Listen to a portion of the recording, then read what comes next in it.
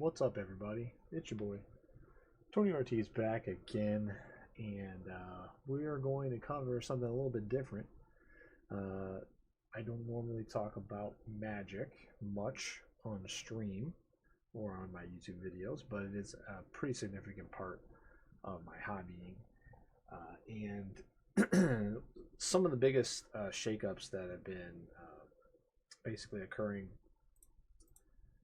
for a long time uh, have to do with formats kind of becoming less popular and dying off and things like that. So it's just been a weird last 5 or 6 years in Magic.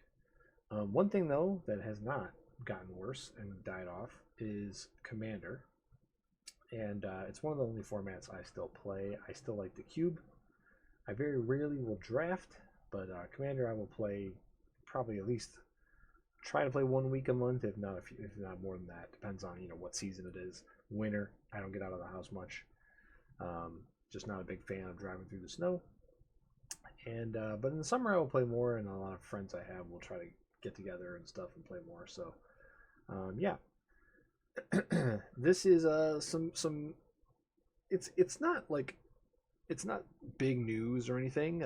This is kind of like what Wizards of the Coast said they were going to do uh, months ago when we had the big ban list incident where the Rules Council effectively dissolved itself and handed over um, management of the game to the company directly who makes the game. So, my opinions on that are not really on the internet anymore due to the downfall of a social media site that shall not be named anymore.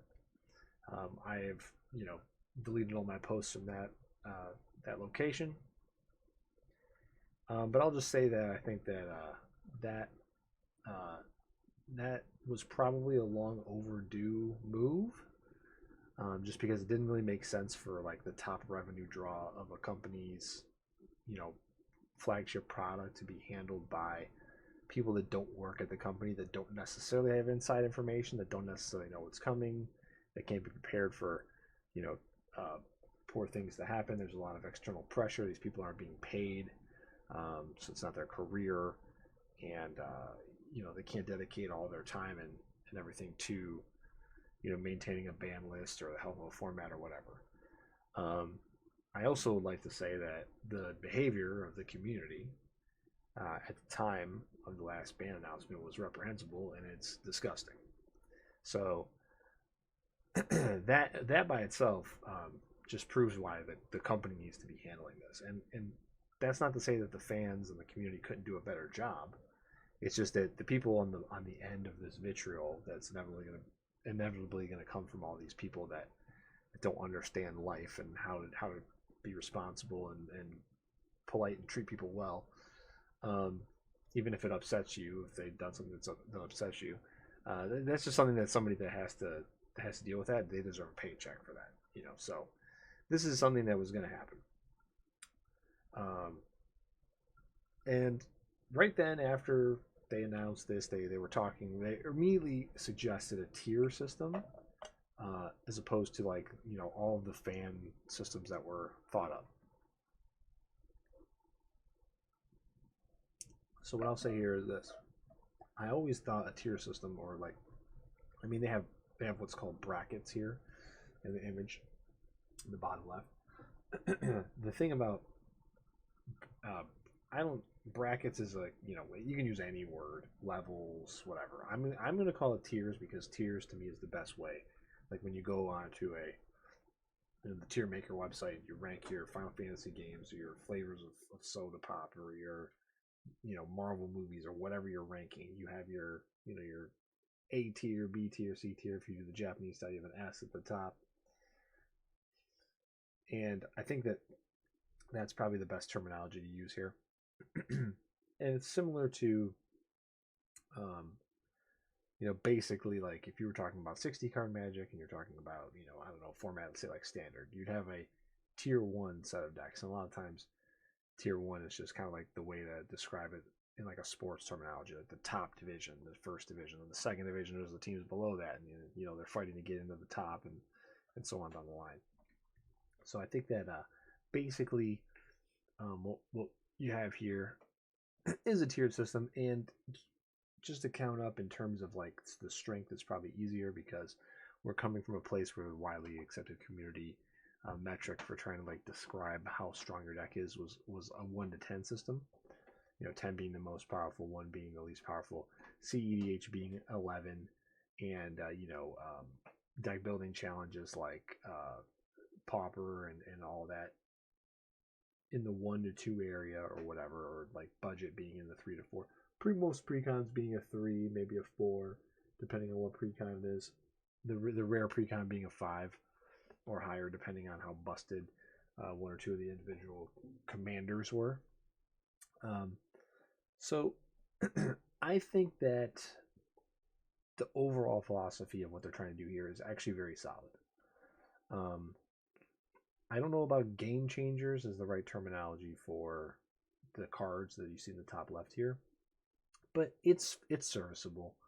They don't want to use terminology like problematic or unfun or whatever, because all that's relative, I guess. But game changers is probably just the easiest term they could come up with for cards that are going to warp the game when they're cast, no matter what, or played in the case of lands.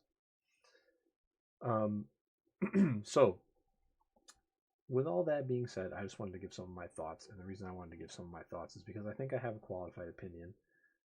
And let me just describe that real quick. This is a doc on the right. I have a document here that I started typing up today, just because just to organize things. I like to organize things, reorder them, and this will just kind of like be something that I can go through myself. I'm not going to read through everything here. Nobody cares about me reading through any of this, but it's just these are kind of like my thoughts organized, and what I have so far, what I would change, and so on. So first and foremost, let me just give you a little bit quick background story on me and my experience with the game, and why I think my opinion is a qualified one. Because there's plenty of people out there that are going to go, well, they should do this, this, and this, but they've been playing Commander for 4 years, and they've never played 60 card Magic before, and they don't have any idea how to um, be socially responsible and empathetic of other people when they express their opinions and all that.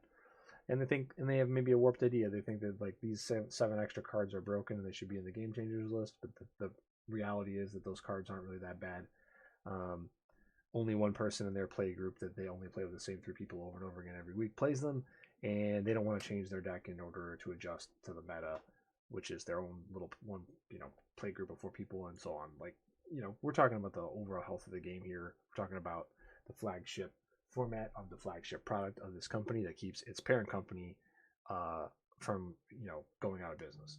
So let's just talk about why I think my opinion is qualified, and if you don't think it is, that's fine. But whenever I fire up YouTube or whatever, when one of these announcements drops, the first thing I'll see is I'll see like a dozen videos about this system, what you need to know, and all this other stuff. First of all, a lot of people think that this is like a rules thing or whatever. This is not that at all. So we'll talk about that right away. But let me first get through this. So I've been playing since 1995. I did take an extended break in between the 2 Ravnica blocks. I don't remember exactly what years those were. I think it was sometime in the mid 2000s to 2012, 2011. I can't remember exactly when. Basically, my local store pretty much was done, and my friends that I had made playing Magic were all kind of moving on, had already either all moved on from it, or like we were already hanging out doing other things, playing video games instead, so on and so forth. And there was no social type game. I mean, Commander existed, but Elder Dragon Highlander existed, but none of us played it. We in the Midwest, we really didn't have too much experience with it.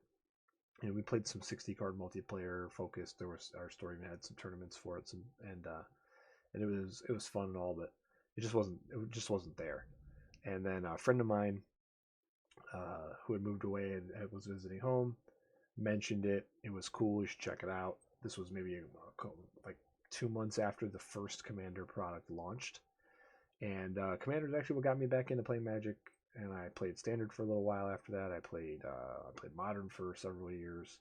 Probably pretty much I played Modern up until Modern Horizons 2 released. Um, and even then I played a little bit afterwards, but it wasn't until about Lord of the Rings where I was kind of like disenfranchised with that and all that. But I mean, I'm a big fan of all the old stuff. I really love vintage cubes. I love watching vintage tournaments. Um, you know, and I will still cube. I will still draft, and I'll play Commander, and that's pretty much it. I've kind of fallen in love with all the 60 card formats, but I played a lot of them. I've drafted a lot, I've cubed a lot, so I played the game pretty much every way you can play it. I played all the variants of multiplayer, Emperor, Two-Headed Giant. I played a lot of Mental Magic back in the day. For those of you who know what that is, I won't even go into it. The card pool is just too big now to play something like that. Um, but yeah, always been a big fan. I've played multiple other TCGs. Even as recently as last year, I was playing, um, a few different TCGs. I've traveled to play in a lot of stuff, and Commander's something that always keeps me coming back because it's a really social game. It's a social format. There's a lot of fun to be had, and it gives a lot of these cards that you would never see played. When you think about it in 60 card Magic across all formats, if you remove Pauper from the equation, um, 95% of the cards don't see play. It's probably even a higher percentage than that. So this format kind of makes any card in theory like possible to be played, which is cool. And you get a lot of the cooler, bigger monsters and stuff. You don't get to see the legendary stuff back before they were putting 100 legendaries in every set. It really kind of like gave these cards like a purpose. And that's it. That's the spirit of the format that you'll keep hearing about, right? So I think I understand that. I think I understand what the original idea was, and I think that plus all my previous experience and my social skills and my ability to like actually understand what people want out of a communal experience qualifies me a little bit more than the average player to have opinions on what needs to be improved here, and what I see that I like and what I see that I think is a little lacking. Um, all that being said, thank you for letting me get through that. But you will see here in the bottom left photo that there is a big beta word underneath the Commander brackets, and I think that's important. In my opinion, looking at this, I think it's more of an alpha. I think this is still a long way off. I think this is probably at least a year off of being ready to be actually distributed to people at like a Magic Con or whatever. And I think there's one key item that needs to be reemphasized. And I'm not sure if I have not read the articles about them explaining this stuff or whatever. I'm just going to give my initial impressions. I don't think there's anything that anybody could say, to be honest, that would change what I think about this. And I'm not trying to be stubborn. It's just that you could tell me like, oh, we want to be as hands off as possible. I'm like, I don't think that's the right method to use. So we fundamentally would disagree on that. Um, you know, uh, but I think overall, this is a good first step. This is like, you're gonna have to take 5 big steps to get to the end of like the path you're walking, and this is a good first one. The key is to not trip over your own feet and fall face first flat on the concrete. Um, so I think what this is an attempt to put out the framework and see if people are comfortable with the framework. And I think that the Game Changers idea and just a very loose, general, very hands-off um, approach to the bracket system is what this is. And I think that's effective. I think that the way this is framed, that the overall ideas make sense, and I can see how the format, the framework of this is good. We're going to keep this, and we're just going to improve on it. So, initial impression positive. just in like the idea that there can be problematic cards that aren't ban worthy, but should be discussed and given some kind of value, and then having a value system of those cards and of some of the more egregiously unfun game mechanic stuff, to assign a level of what your deck is trying to do, and then trying to let people match each other on those levels, or make sure to play decks looking for that kind of experience. So I think that if you look at the initial framework here, we're missing context. So I think that basically you need to have like, let's say that slide 1 is the bottom left here and slide 2 is the top left of like a presentation. I think you need a slide 0 that should kind of like explain what this is. We'll talk about that in a second. And I think there should be a third slide with a bunch of qualifying information and some extra notes that really like answer some questions, almost like an FAQ, but like a preemptive FAQ where some obvious stuff is addressed. Right. And I think that slide 0 is important because you have to remember what this is. This is a guide on how to have Rule 0 conversations. Okay, this is not a replacement for Rule 0 conversations. It is not. There will never be a replacement for Rule 0 conversations. If you want to play without a ban list with your friends, and you want to play with Power 10, and all that in there, if you want to play with Glee Moxes, you should be able to do that. This is a hobby where you have fun. So if that's what you and your friends think is fun, there should not be a way to just, for one person to be like, no, that's not acceptable or whatever.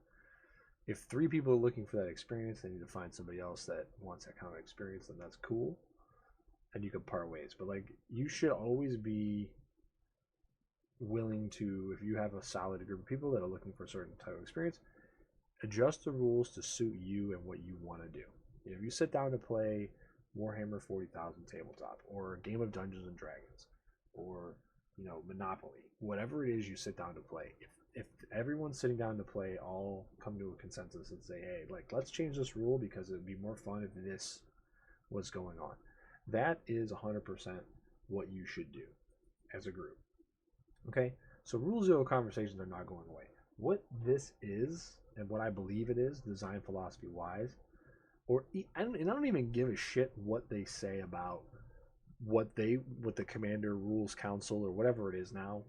I don't care what they say this is. If they say this is the new thing that everybody has to follow when they go to F&M, they're just going to kill off, any faith anybody has. But I have faith that they understand that what this is it's an aid to help you have a better, more unbiased and accurate context Rule 0 conversation. The problem with a lot of the old, like systems people came up with was there was no definition on like, what makes a deck a 9, what makes a deck a 3 out of 10 or whatever. So then you get the meme like, my deck is a 7. It's always a 7, right? And it could be CDH deck without like 2 or 3 rocks in it that it should normally have, and it's a 7 because it doesn't have these things.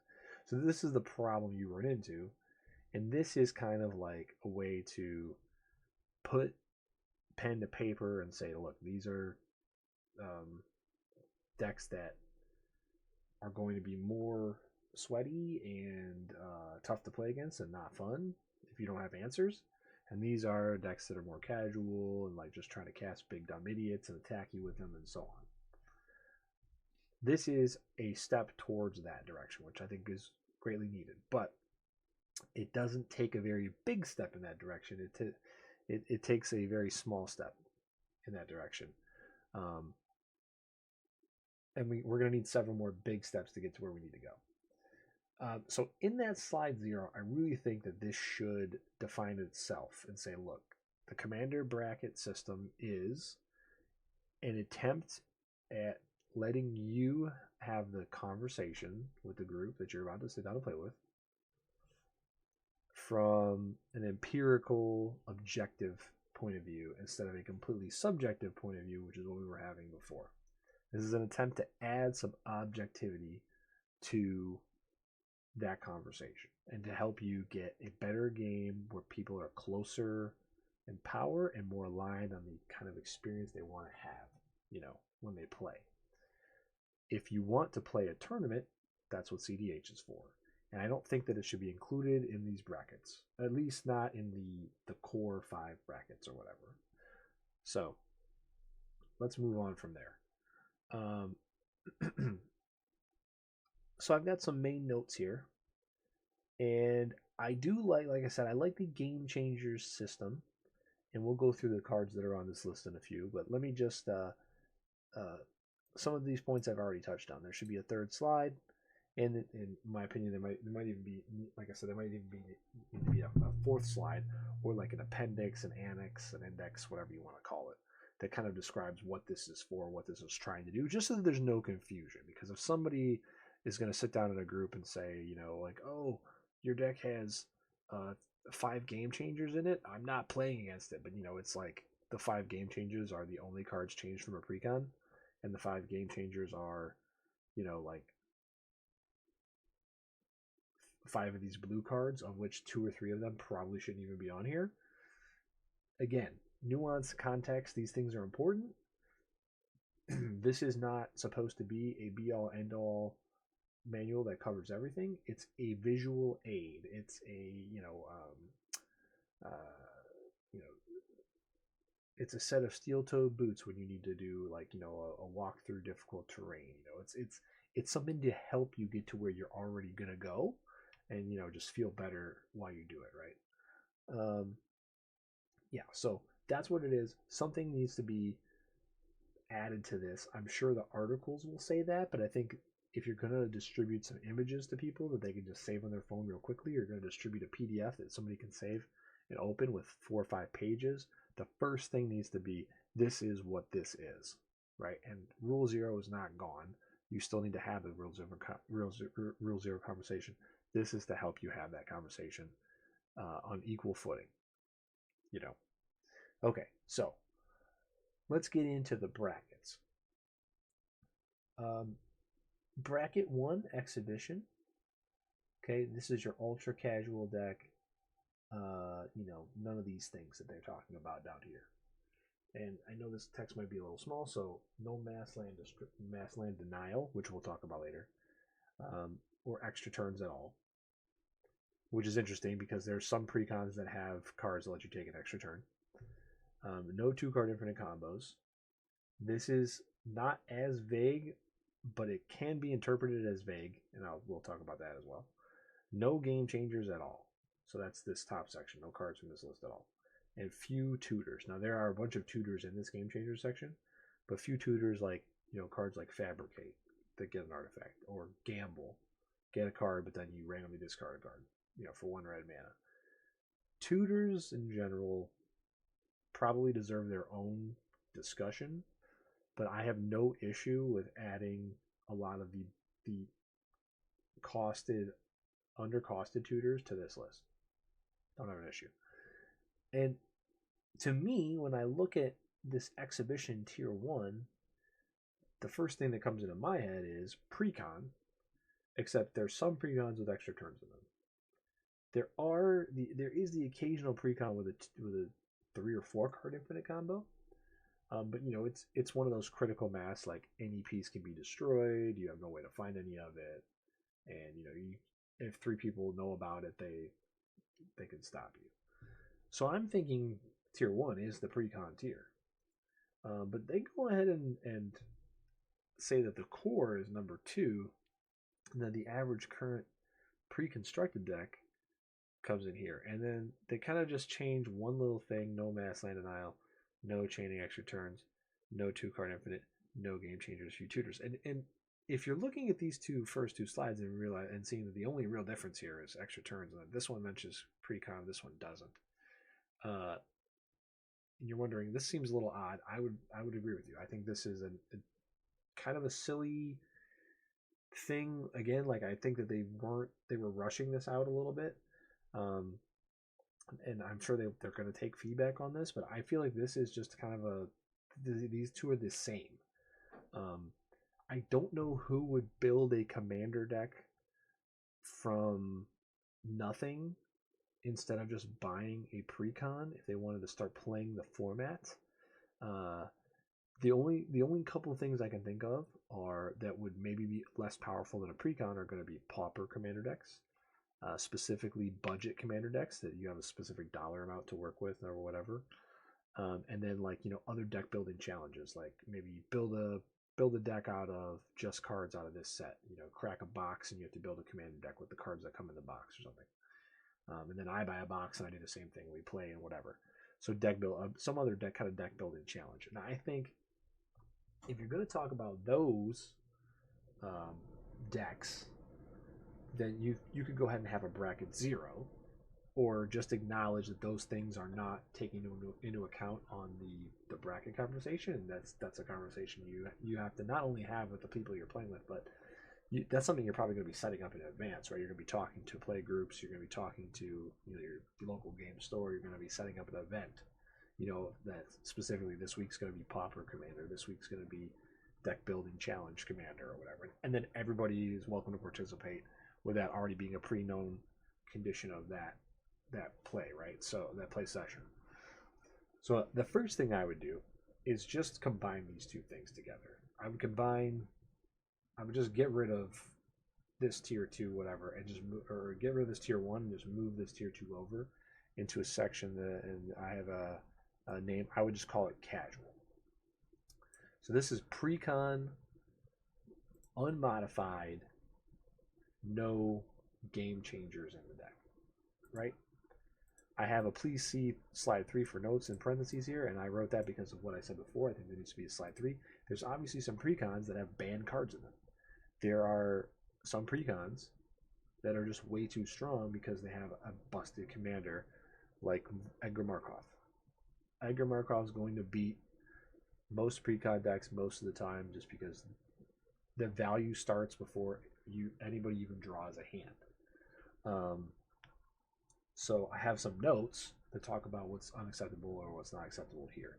And I think that, again, taking extra turns, some precons have a way to take an extra turn in. Even if it's unlikely to happen, it's still there, right? So just taking an extra turn I don't think is enough to be something we talk about at the level of mass land denial. But also, I feel like, bringing up no chaining extra turns is a good thing, because that is a play pattern that is uninteractive, unfun, and that nobody really wants to play against. Unless you're playing at that top level where you go, okay, demonstrate this person can take 4 extra turns, everybody just scoops. I have personally in a game of high-powered commander, probably like that 9.5 level from the old 1 to 10 system, I have taken 3 turns in a row, 4 turns in a row, and still not won the game. So it is possible for that to be turned around. I just think that I do like them mentioning that, and we'll talk a little bit more about that later. But I mean, just kind of like jumping around a little bit here, I have some proposals, like basically, if you have an Edgar Markov precon, if you want to use the other card of that color identity that comes along, then you can stay at that tier 1 precon casual level. If you want to put your Eminence commander into the 99, I think that's totally fine. You can stay at number 1 because that thing gets killed and then it can be dealt with. It's not going to generate infinite value from the command zone for the whole game. I think that if you do want to play an Eminence commander, because I think any precon should be allowed to be played, if you do want to play an Eminence commander, that's fine. And you just need to automatically get upgraded into the next bracket, so tier 2 basically. So if you're playing Edgar Markov precon unmodified, I think you're automatically going to go into tier 2 here. And at that point, I feel like that gets people away from precon abuse. And if you're going to go into the second tier anyway, you may as well do a little bit of upgrading, and you could keep your Edgar Markov down here, provided that he doesn't end up on the game changers list. And we'll talk about the game changer philosophy as well. And then I feel like if another good rule is anything that reveals a companion should automatically put your deck into tier 2. Companions are a contentious card. I think they should all just be banned from Commander. It's a weird mechanic. It's a mechanic that's been heavily eroded, and it's awful for new players to experience. And one's already banned anyway. The Lutри's already banned.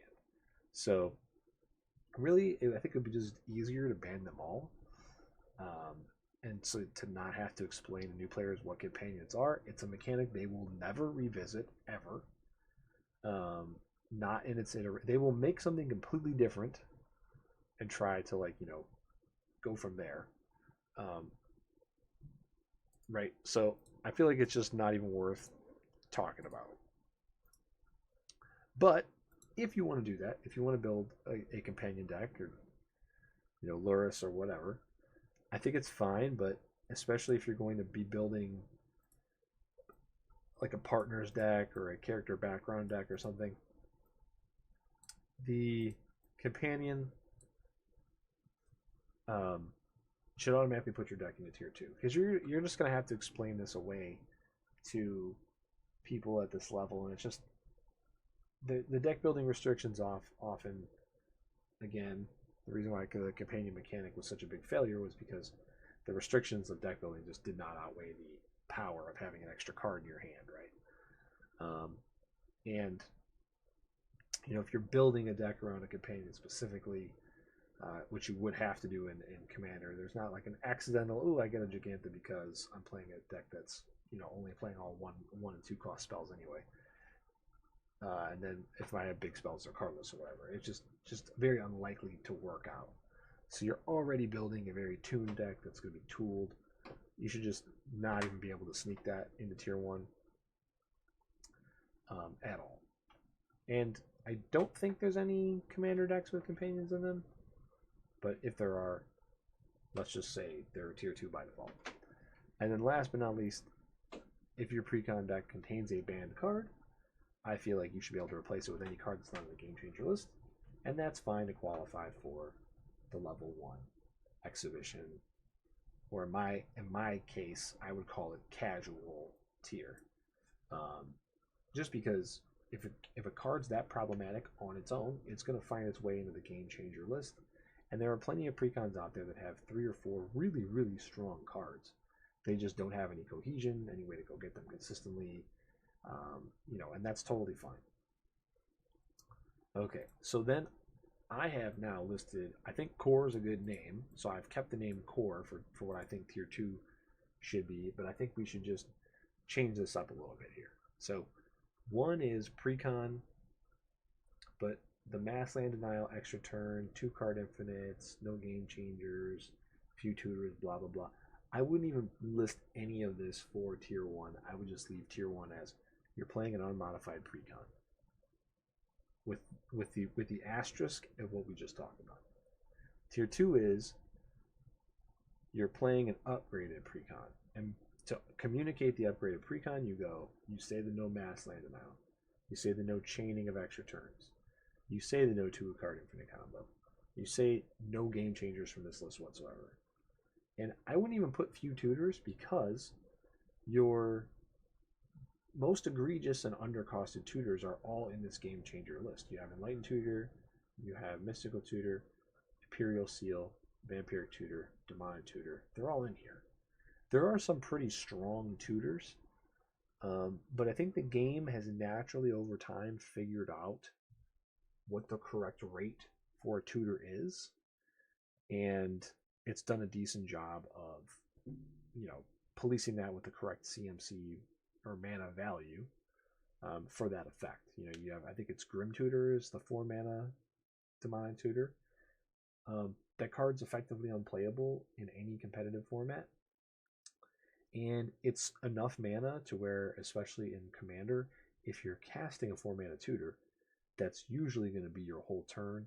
It's not until very late in the game where several players have probably had the chance, turn 7, turn 8, turn 9, to end the game anyway. So where even if you tutor for 4 mana to get a 5 mana spell that's going to enable you to win the game, it's almost as good as casting a 9 mana win the game on the spot card anyway. Your um, Rise of the Dark Realms or Insurrections or whatever. So the game has already kind of policed itself to give us the correct rate for something that's at that level, right? 5 mana to take an extra turn, in which you may just play a land and not be able to do anything else. 4 to 5 mana to go and find a specific card from your deck. 7 and 8 mana to have it on the creature body, to where you can reanimate it, and so on and so forth. And if we really want to be picky and call fetch lands tutors, crop rotation, things like that. Fabricate, are those on these levels? No, I think those are probably the correct rates for those cards. They just don't. They may have an impact in, say, like Legacy or Modern if they're legal, but they don't warp the format the way that a lot of just randomly great value cards do, right? So the problem with all these cards that are on this list, except for the 3 or 4 I don't agree with, are that they just generate too much value for what they cost to play, for the opportunity cost, right? So I think tier 2 is pretty good the way it is. I just wouldn't put these few tutors lines in here. I think that's implied. I don't think you need that. Then I couldn't think of a great name for what I think tier 3 should be, so what I came up with Inspired. Because typically what happens when you build like a mid-powered deck, you're inspired by a game mechanic or a tribe of creature, or maybe the legendary creature in and of itself, or just like a play pattern, and that kind of inspires you to make a deck that can play with a lot of people and you can have fun playing whether you win or lose. So that's kind of like a placeholder word for me right now, but I think this is a normal EDH deck, and I think that the 3 game changer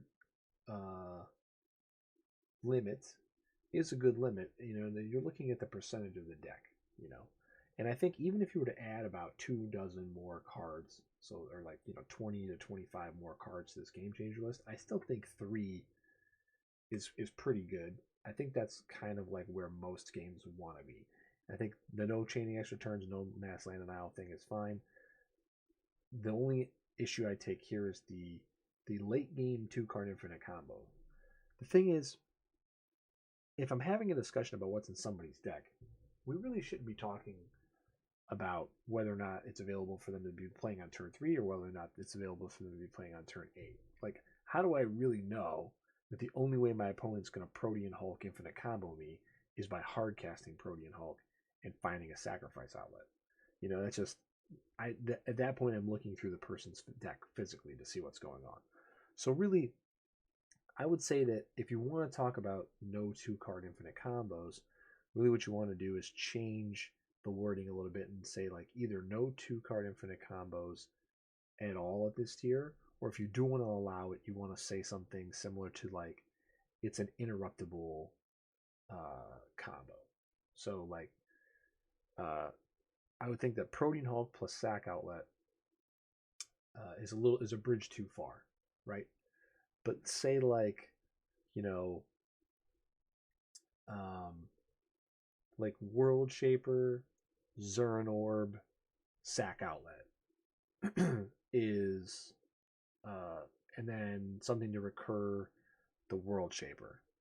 So like one of my favorite decks does this a lot. It puts lands into the graveyard, brings them back, puts them back into the graveyard, brings them back.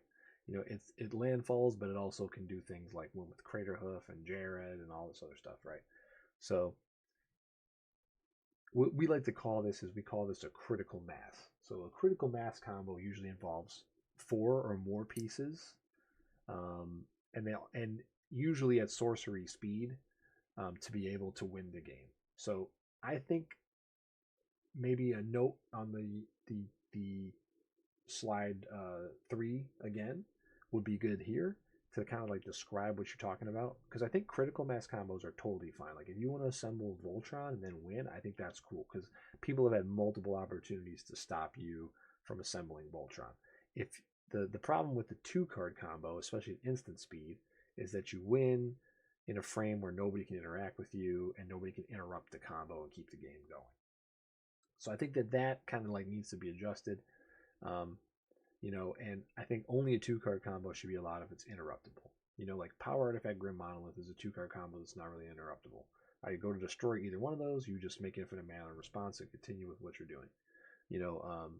That kind of stuff. Like Staff of Domination, bigger on the inside, is an 2 card infinite combo I play in a deck. That's one of my favorite decks. I play on my Doctor Who deck. I have no way to go find either piece, but it still exists, and it can still be drawn, and it still lets me cast my whole deck with Cascades and make infinite mana at instant speed.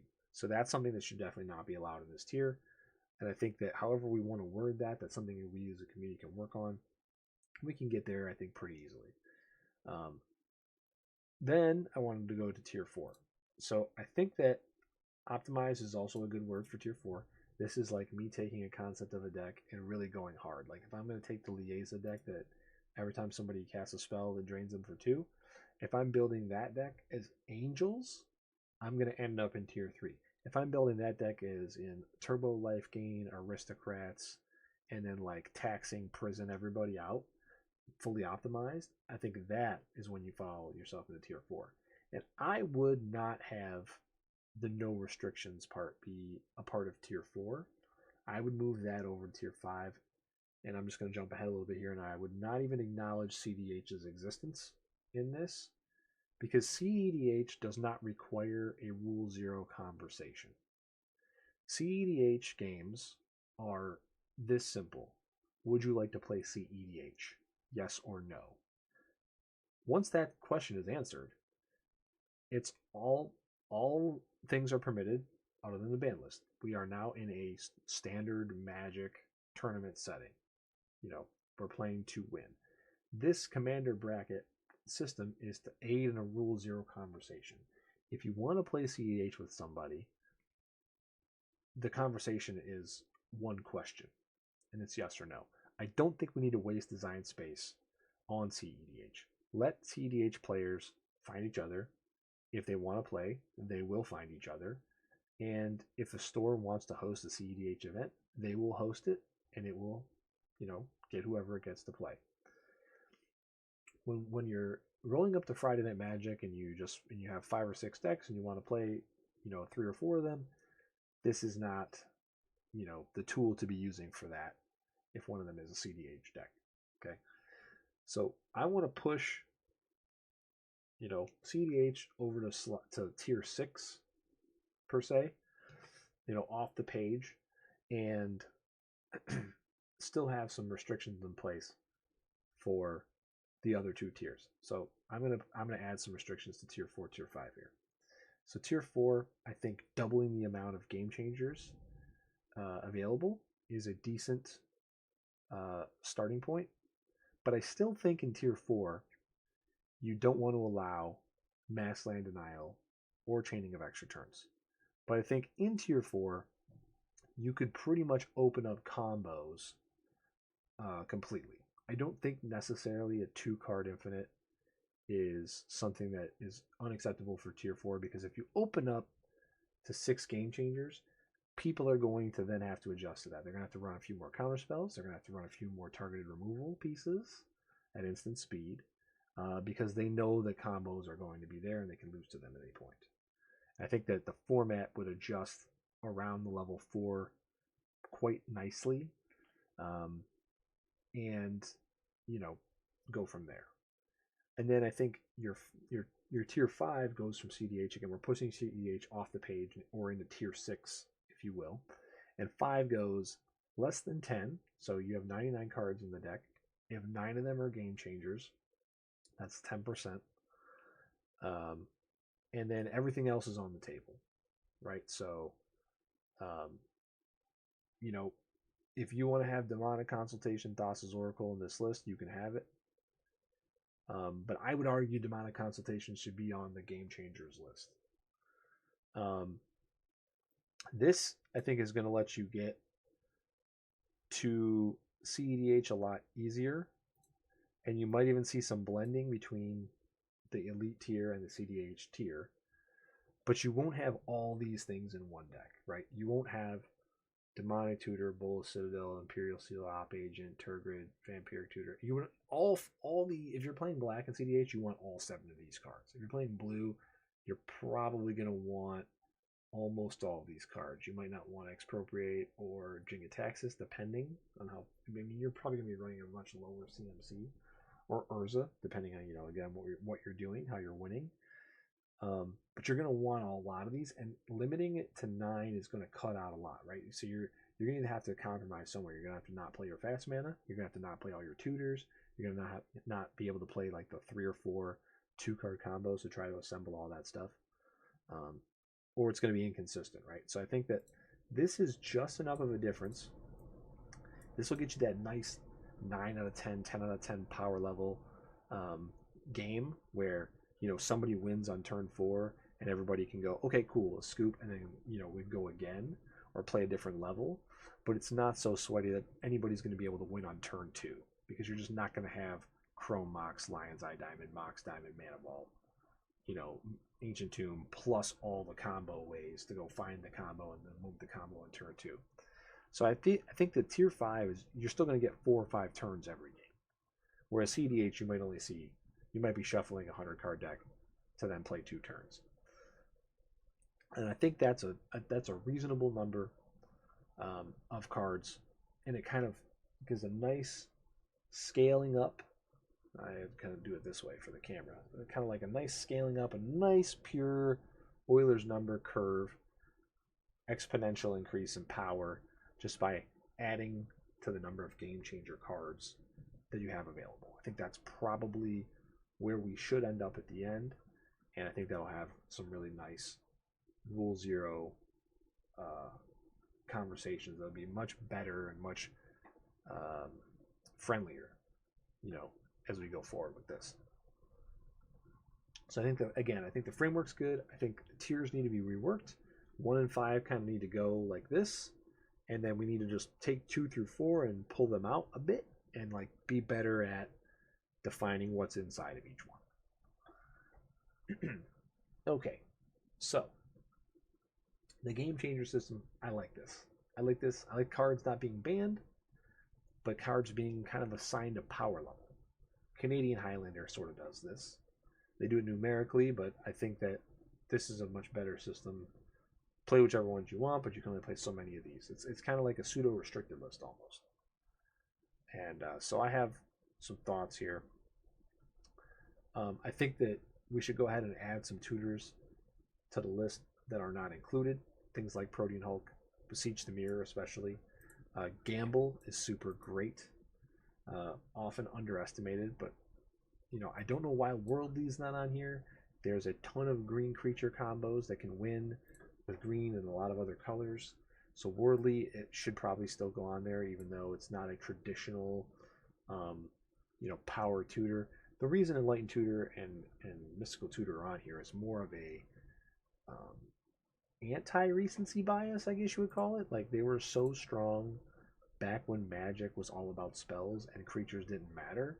And now the creatures do matter. Worldly Tutor is very good. I mean, it's up there in strength. And I think if you're going to have these on here, you should probably add it as well. Plus, tutors slow the game down and all that.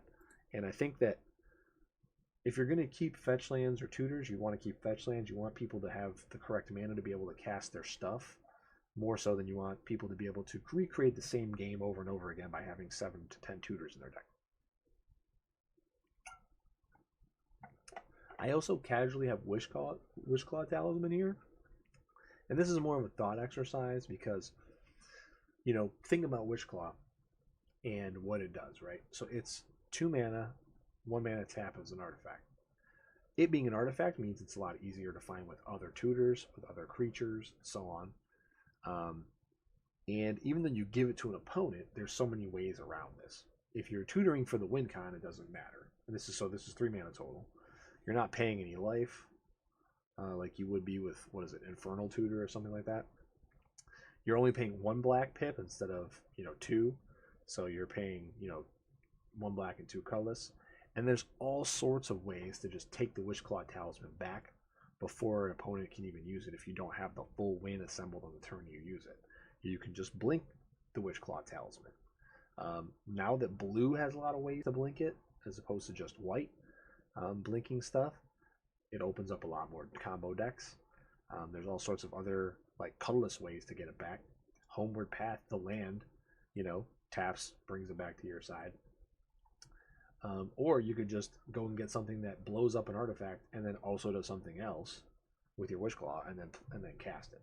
So I don't think Witchclaw Talisman needs to be added to the Game Changers list, but I'm just giving you a case of how we could talk about how it probably would deserve to be added if all these other cards are already here.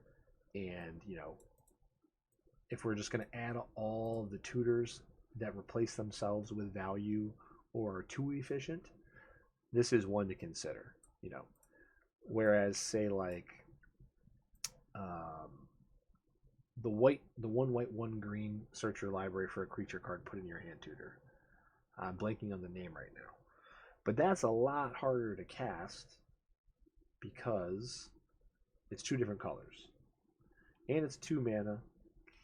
So, but I could see the argument for why it should be put on the list if all these other tutors are going to be on there. So, this is just like kind of a suggestion about more cards that we could add, especially if we're going to curve out the Game Changers. Because you can see there's this giant list of Game Changers here, but they really don't do anything with the Game Changers. There's only 2 tiers really have the Game Changer thing that matters, right? So I think that if we slinky out the Game Changers across the tiers, it actually makes it better to add more cards to the Game Changer list, and then it builds more innovation and more interesting decks because you're cut off, or at least semi cut off, from a lot of these cards that just kind of stifle creativity and accelerate to the same game and making each game that's played with a deck very, very similar to each other.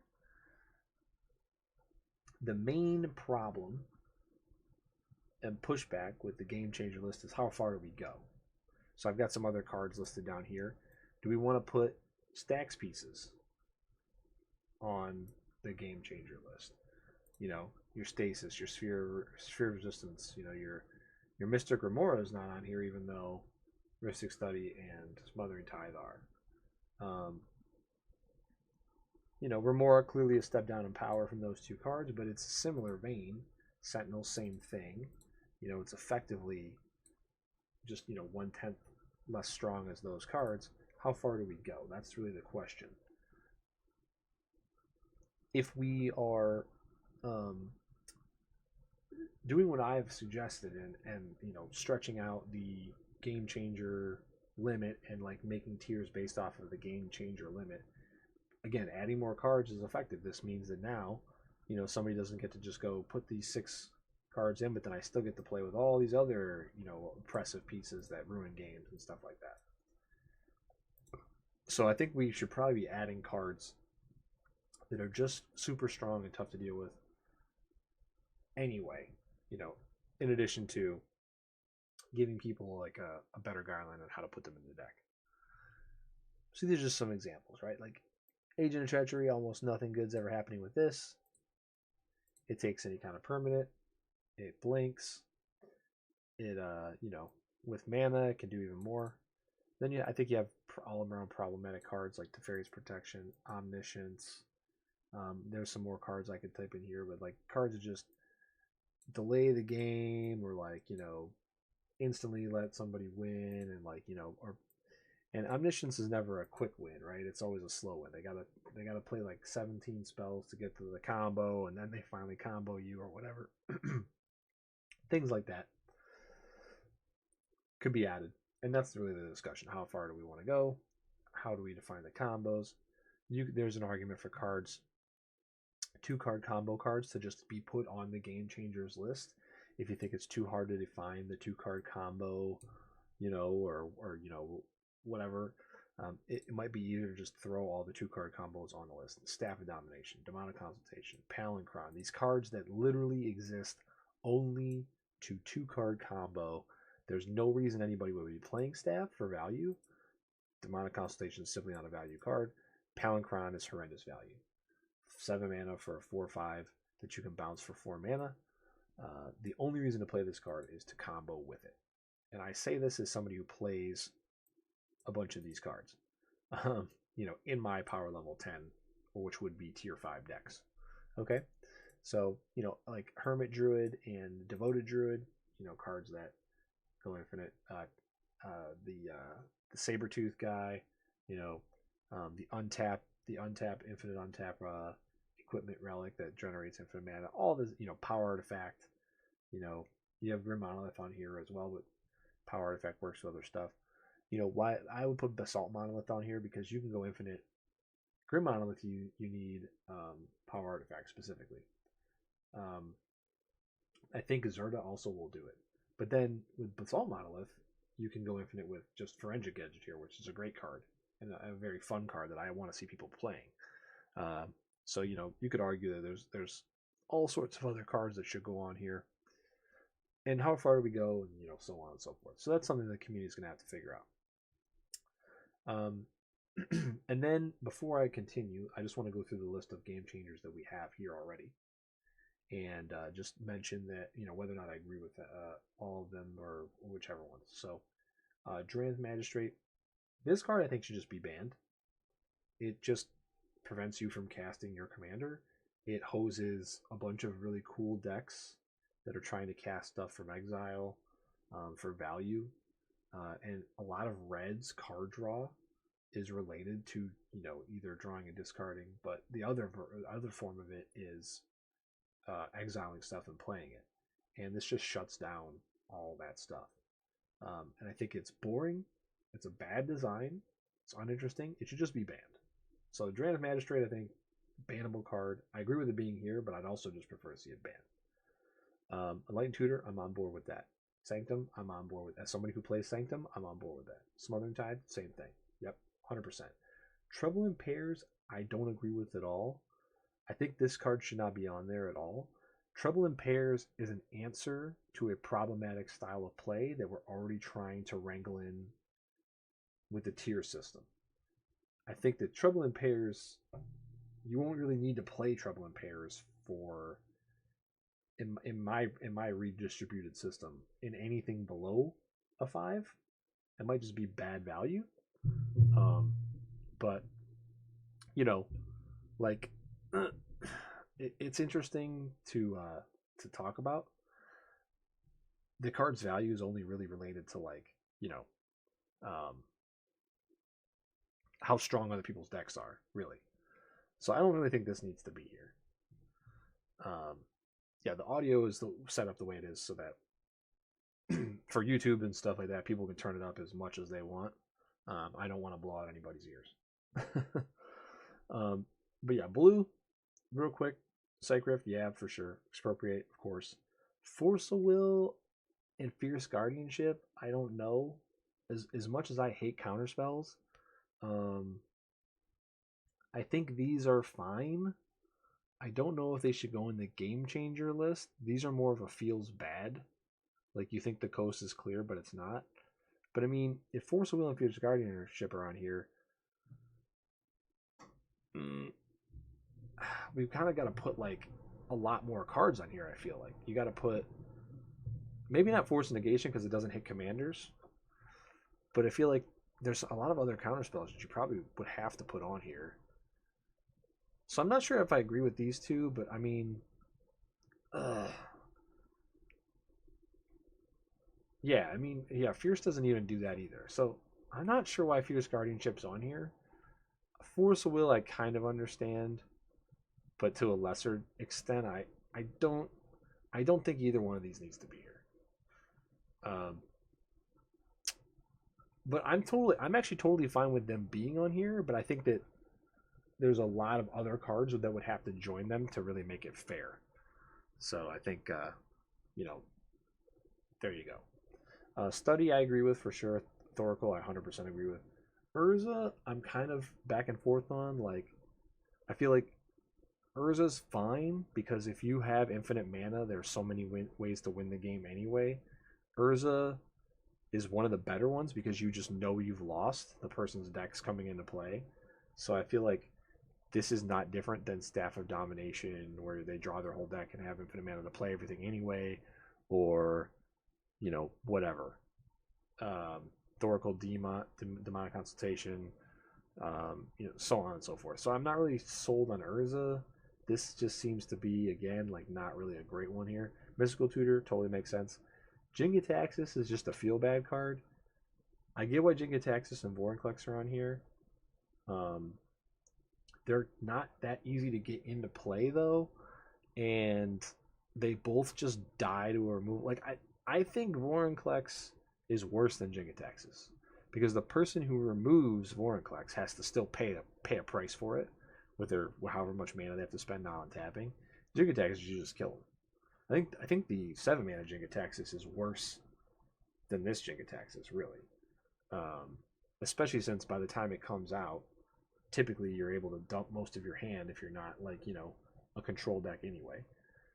And control players fighting over a controlling creature is fine with me. I mean, if this is going to hurt another control player the most, they're the most incentivized to counter it or remove it. So again, this one I'm not really sure.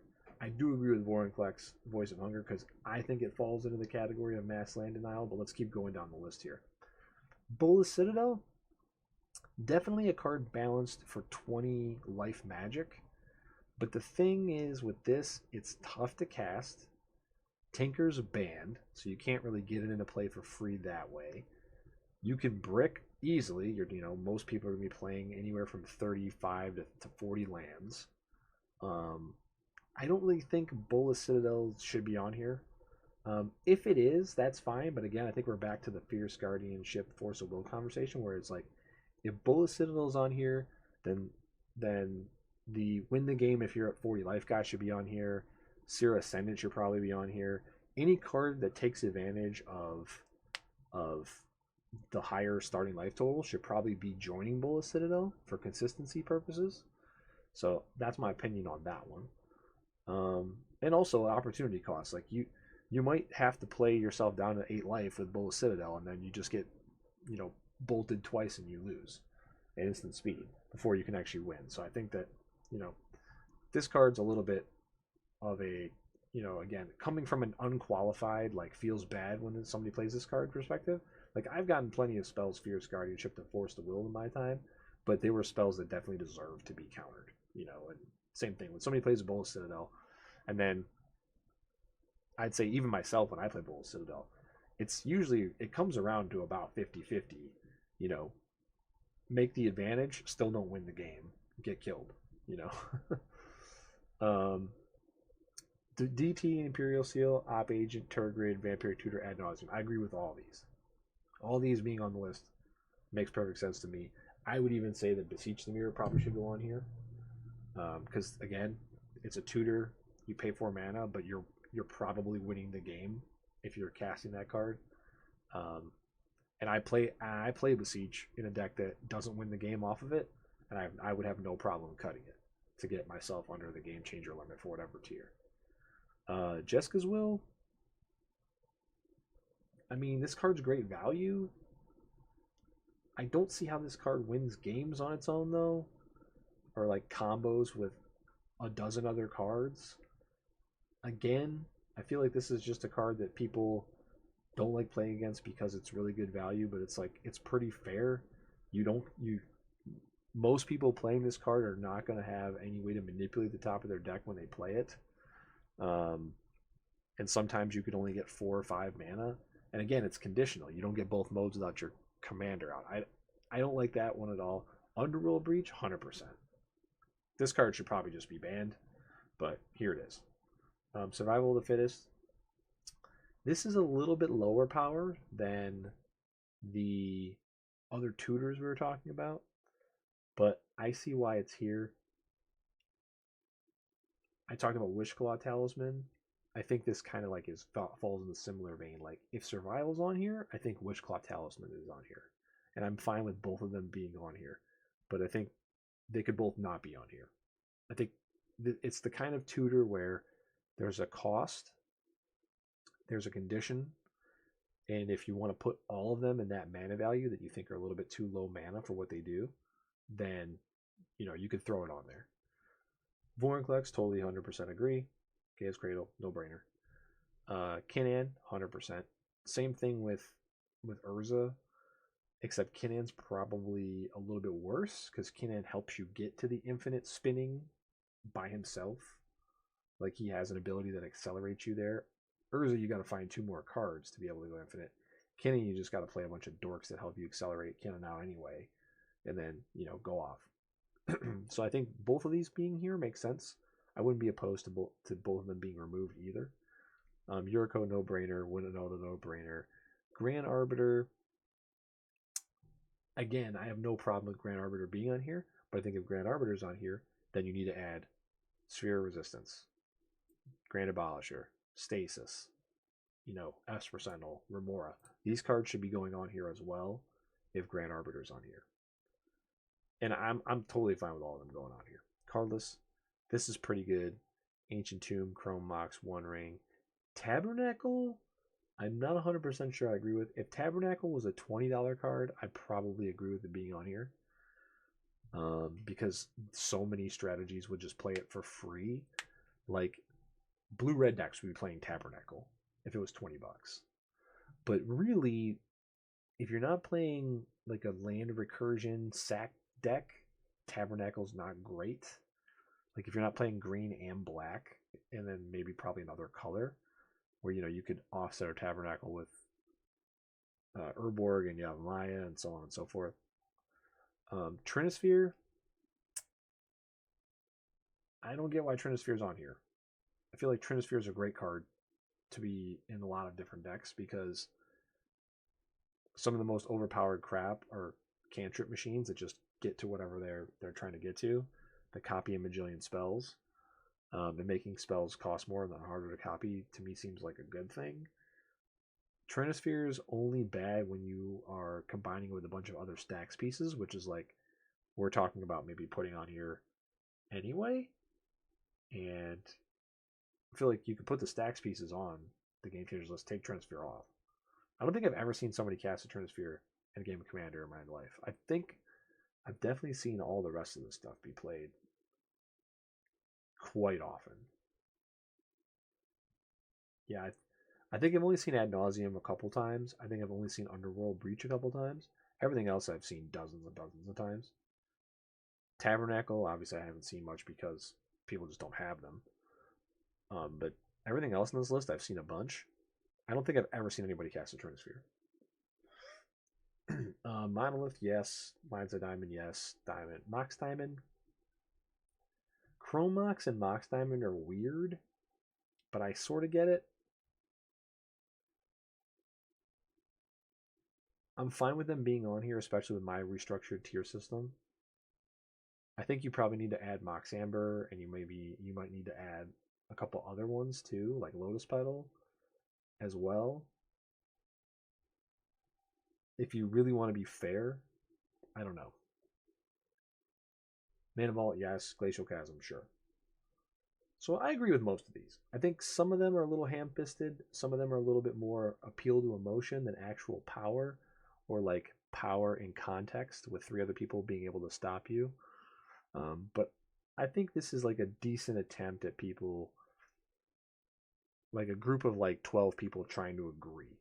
Like it makes sense. Like this is a jury, right? I think the council's like 12 people or something, or it's like 16 people plus then you've got the 3 or 4 guys that are actually in charge of it that work for Wizards directly and draw a salary. So if there's a bunch of people in a room floating things around, an 80% is pretty decent. I think this is about 80 to 85% correct. I just feel like the one concession that has to be made is that to be consistent, a bunch of cards need to be added that are similar to the stuff that's on here. Or you need to remove a few of these cards because you don't want to add the 7 or 8 other cards that do what some of these cards do. Okay, so let's talk about mass land destruction real quick, or mass land denial. Mass land denial. We should really define mass land denial, because what is mass land denial? Is wave of vitriol mass land denial? Mass land denial, maybe in your head, doesn't trigger your brain to think of Winter Orb and Stasis, but really that's what those cards are doing. That's what Vorinclex is doing mass land denial.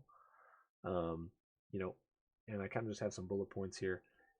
We should really define what mass land denial is, and I think that's what something that goes into slide 3 should be. Um, you know, um, that should come into consideration. So this should include, and I have just some examples: Armageddons, anything that destroys or sacrifices all lands. Jackalhops, Obliterate, Wildfire, all that stuff. That should be included in mass land denial. Winter orbs and stasis, static orbs, embargo, that kind of thing should all be included. And I was trying to think of other ways to get rid of lands, and I know Sunder is legal, so Sunder should probably be considered. That I think Upheaval, Upheaval's banned, so we don't have to worry about that card. But like anything of that vein, where everybody's returning their lands to their hands, and somebody's getting an advantage off of it. Having their deck built around it, nobody else being prepared for it. Blood Moon arguably could be in these categories. There's not really an effect like Blood Moon, but there's all sorts of other weird stuff like the Destroy All cards, Destroy All Planes, Destroy All Islands cards, like anything like that, should probably be defined, in the mass land denial notes in like the third slide, and I think that's fine to get rid of mass land denial. Destroying all artifacts, and this one I'm going to basically just read verbatim because I think I put this well. Destroying all artifacts and or creatures, mana dorks or whatever, it just doesn't hurt the board in the same way lands do. When you build a deck that's shorter on lands, but you're making up for it with mana rocks and elves and stuff like that, that's a design choice you're making. You're running a risk reward, there. Putting the proper amount of lands in your deck so you don't get mana screwed or flooded very often, and you're able to play your cards, that's just something everybody's going to do by default.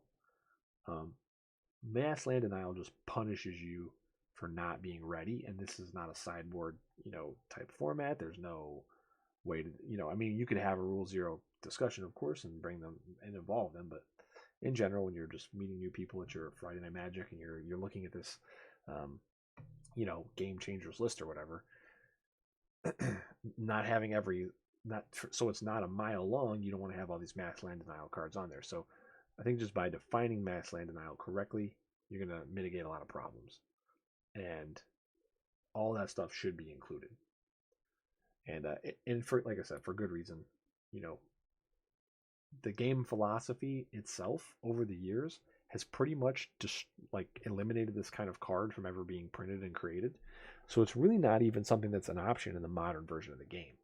And if the people who make the game are moving away from it as to the level where they don't even make these cards anymore, then I don't think there's anything wrong with the game shifting in that direction. And just because we include all these old sets where all these cards are legal, doesn't necessarily mean that we want them to be a part of the regular, play experience for most people. And then I think that we should have a watch list. The only thing I would note here about a watch list is that extra cards that you maybe think that don't need to go on a watch list should be going on a watch list, so that it enables them to take cards off of a watch list. The problem with watch lists typically is that cards go on a watch list and then they go onto the ban list, or in this case, they'd be going on the game changers list or whatever, and they almost never come off without getting banned. So I think that they need to be a little bit more open, a little bit more broad, put a few more cards on it than is necessary, but then that gives them the wiggle room to be able to take cards off. And then what that would do is, if the first year of saying having a watch list, cards going on, even like 30% of them coming off, 20% of them coming off without getting banned or put on the game changers list or whatever, And there's nothing to say you can't put it back on the watch list later. But having these things move back and forth and not be a complete one-way street will definitely insulate people against secondary market uh, crashes, basically, when a card gets banned. And you'll have a lot less of a problem with these people raging over their mana vaults not being, or their mana crypts not being worth as much, their dockside extortion is being worth nothing, their Jewel Lotus is being worth nothing, so on and so forth. I think it's just a smart thing to do. And then I've got some more notes here, and we're just circling back to what I talked about earlier. So I think in the slide 3, you could say, hey, if you want a tier 0 set of rules, again, this is not a set of rules. This is an aid to help you have the rule 0 discussion from a fair and, like a consensus level discussion. So if you want to do pauper decks, go ahead. Just talk to people about that beforehand. Maybe plan ahead if you're going to have an event at a store. You want to do a deck building challenge. You want to do a budget deck, and do that however you want. Let CDH exist. CDH can do whatever it wants to do. But it shouldn't really be being looked at as a Wizards thing. The only time CDH should even be considered to be included, in this is, I think, again, in the notes section. And then if Wizards ever wants to have an official sanctioned event where they have CDH as a tournament format that's able to be played, okay, make it tier 6 and make that the CDH tier where there is no limit on the amount of game changers that can be in a deck. I think that's what should set apart the top power level from CDH. Like if you want, I said it before, if you want to have a CDH deck that's actually competitive, you're going to need to play probably about 15 or more of the cards that are already on this game changers list that we're looking at right here, right? So if you make tier 5 have a game changers restriction, you leave CDH in its own sphere, in its own thing, and there's no, crossover there, right? So like this optimized and this is still a nightmare rule 0 discussion to have with people. You're going to have all these assholes still saying like, well, my deck's a 7, because this still leaves all this room of subjectivity that this list is trying to add objectivity to this conversation. It's just not happening. You're going to have this my deck's a 7 mentality with all these people with 5s trying to play with people with 4s to just crush them, and because that's what they get off on. So I really think that's probably the most important thing to get out of the game is you want to get CDH players out of high power pods, and you want to get high power players out of mid power pods. And the best way to do that is to be more concise, and that's what we've been talking about. And then I'm even down to throw a tier 7 on there.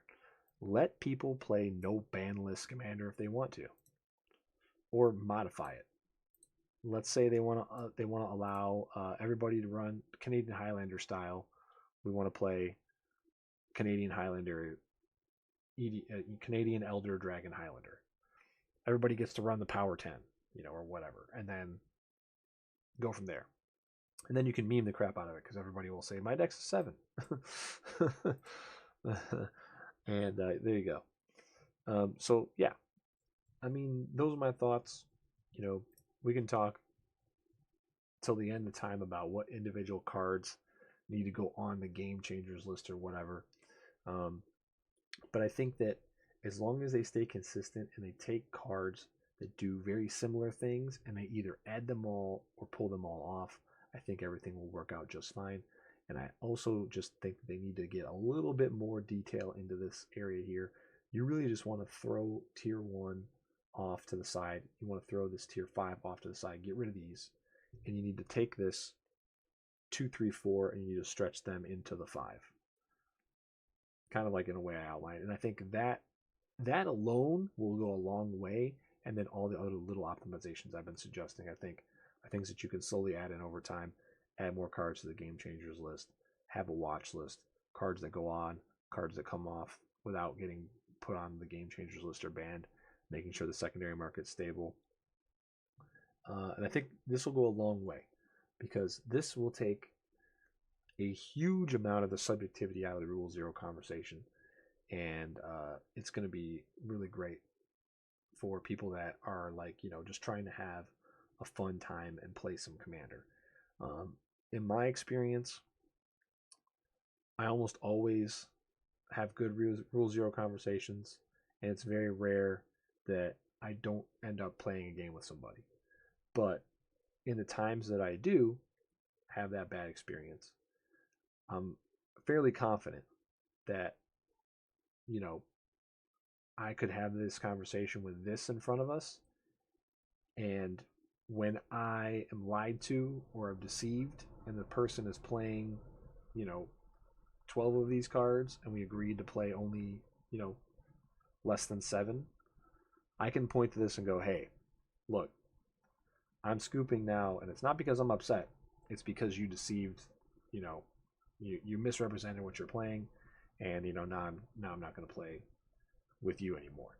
And I think that that's important. I think this adds accountability, um, because it's a written, visual thing that you can use to have that conversation.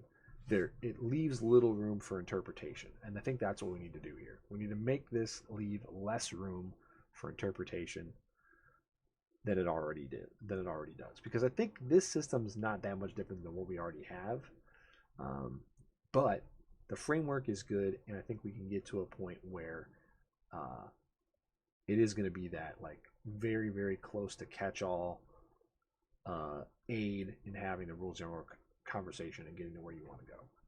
So I think it's a net positive overall. If I was going to give this a grade, I think I'd give it a C plus.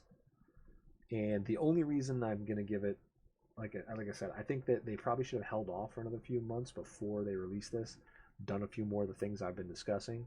But to be fair to them, I didn't expect anything this quickly. I figured we would probably be waiting until the fall, um, to get anything at the beta level, and I don't think until next summer we will get a 1.0, version of this commander bracket kind of thing.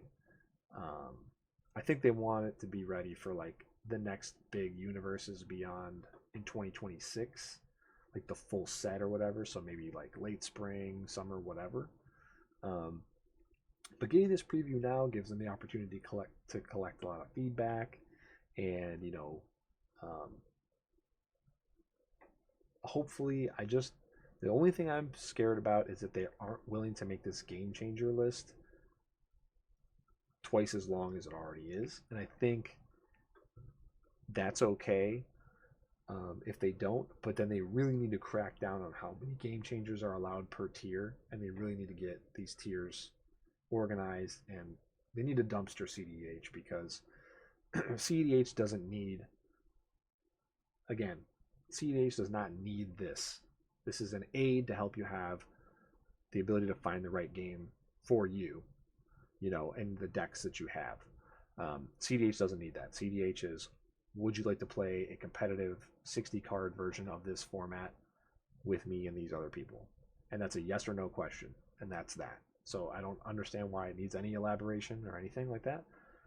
It A side point, bullet point mention of its existence is there, and it is the ban list and no restrictions, nothing.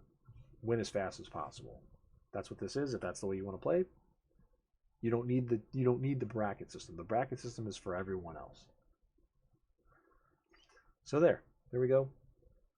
That's gonna be it for me tonight. I'm a little tired, but I'm gonna post this up on YouTube, and let me know your thoughts.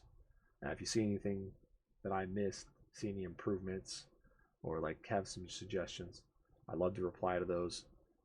If I get a bunch of good feedback, like in terms of like, hey, you should talk about this, or you should talk about that, maybe we'll do a little follow up, and I'll address some of those questions, um, you know, with some thought provoking answers and so on. But yeah, I'm excited. I'm excited for this. I think it's gonna really help out a lot, especially for people that are trying to find a new game store and meet new people. And I think it's really going to do wonders at things like Magic Cons and all that kind of stuff, where you bring your deck, and it's not necessarily Magic focused. It's probably going to help out even more there. So I'm excited. I'm looking forward to what they're going to roll out in the future, and just decided to also jam some games. So hope everybody that check this out is kind of like, you know did a good balance of being optimistic, but also like acknowledging that this still needs a lot of work. And but the outlook is good. We're gonna get there. I have faith that the people um, will get there because the health of this format's the most important thing to the company, and you know it's important that they get it right. So yeah, there you go. That's my initial thoughts on this. Wrapping it up here, and hopefully you'll check out some of my other content and check me out in the live streams that are soon to come. I've been playing a lot of different games lately, and just starting to get back into the regular rotation of streaming on a regular basis. So uh, hopefully this is also the start of that, and um, depending on what some of that content is, you'll find it here on YouTube as well. If you want to check out my Twitch, the link will be in the description down below. If you're watching a Twitch VOD, um, you can follow my panels to my YouTube as well if you'd rather watch over there. Everything will be uploaded to both. That is not going to provoke copyright stuff. And you'll catch me live on Twitch. That link is in the description box below if you're at YouTube. You can follow that to go to the other place and check me out over there. I am not a partner streamer. I am not an affiliated streamer. And so there's no ads. I will never run ads on any of my videos. I'll never run ads on my Twitch stream of my own volition. That's just not what I'm about and not what I'm here to do. So if that's the kind of experience you're looking for, hope you stay locked in. We'll see you next time. Tony Ortiz, and I'm out of here.